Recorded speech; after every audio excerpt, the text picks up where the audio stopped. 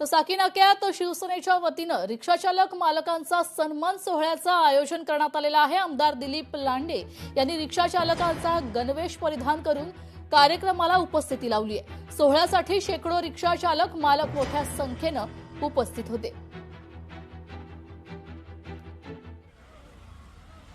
रिक्षाचा व्यवसाय करत असताना जे माझे रिक्षा ड्रायव्हर आहेत ते सौंगडे जे आहेत यांचीच ताकद होती, यांचं सहकार्य होतं। या सहकार्यामधून आज एक शाखाप्रमुख झालो, शाखाप्रमुखचा नगरसेवक झालो आणि नगरसेवकाचा आमदार होत असताना माझ्या सर्व रिक्षा चालकांनी 6 महिने प्रत्येक पॅसेंजरला हात जोडून सांगितलं, त्यांच्या पाया पडले, त्यांना विनंती केली, एक वेळ आमच्यावरती विश्वास ठेवा आणि रिक्षा चालक दिलीप मामाला धनुष्यबाणचं बटन दाबून निवडून द्या, विकासाची जिम्मेदारी आमच्यावर। हा विश्वास तो त्यांच्याचा होता, तो आहे, तो टिकवण्यासाठी, वाढवण्यासाठी त्यांच्या भावनांचा आदर करून त्यांच्या लक्षात आलं पाहिजे की हा दिलीप लांडे रिक्षा ड्रायव्हर आहे।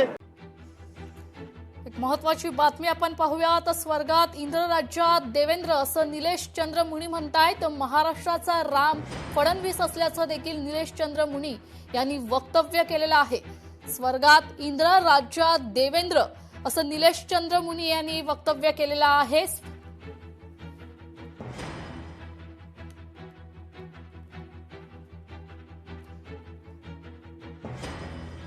जैन मुनी निलेश चंद्र यांनी म्हटलेलं आहे, स्वर्गात इंद्र आणि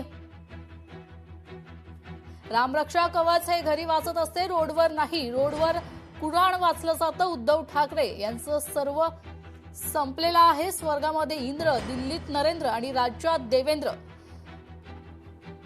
देवेंद्र फडणवीस यांना दाबण्यासाठी उद्धव ठाकरे यांचा हा प्रयत्न आहे। महाराष्ट्राचा राम ही देवेंद्र फडणवीस आहे। देवेंद्र फडणवीस हे रोज हनुमान चालीसा पठण करतात असं निलेश चंद्र मुनी यांचं म्हणणं आहे।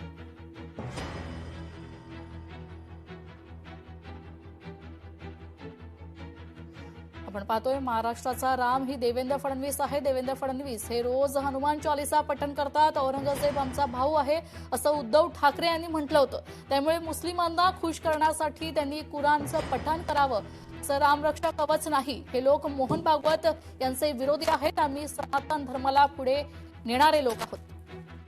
स्वर्गात इंद्र आणि राज्यात देवेंद्र असं वक्तव्य निलेश चंद्र मुनी यांनी केलेलं आहे। तर महाराष्ट्राचा राम फडणवीस असं देखील ते म्हणतात। या सगळ्याविषयी बोलण्याकरता मनसेचे गजानन काळे आपल्यासोबत जोडले गेलेले आहेत। गजाननजी, काय पहिली प्रतिक्रिया आहे? महाराष्ट्राचा राम फडणवीस, निलेश चंद्र मुनींचं विधान।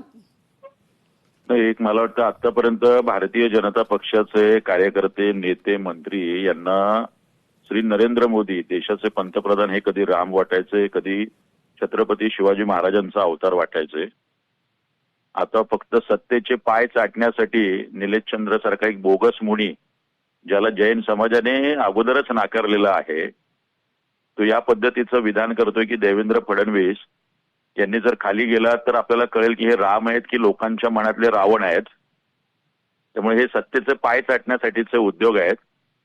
फडणवीसांना राम म्हणणं हेच मला वाटतं अमित शहा आणि मोदी यांना कितपत पटलं असेल हे जर विचारलं तर निलेश चंद्रांना, त्या बोगस मुनींना त्याची उत्तरं मिळतील।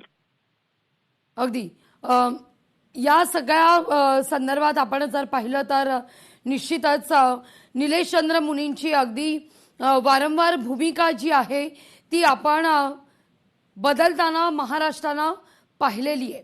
आज मात्र फडणवीसांना अचानक राम म्हणण्याची वेळ निलेश चंद्र मुनींवर काय यावी? मला वाटतं आता हे खरं म्हणजे मीडियाच्या प्रतिनिधींनाही माझं खरं म्हणजे विनंती आहे की यांना मुनी म्हणणं जरा बंद करावं। लोकशाही मराठी ऐका, पहा, जागरूक रहा।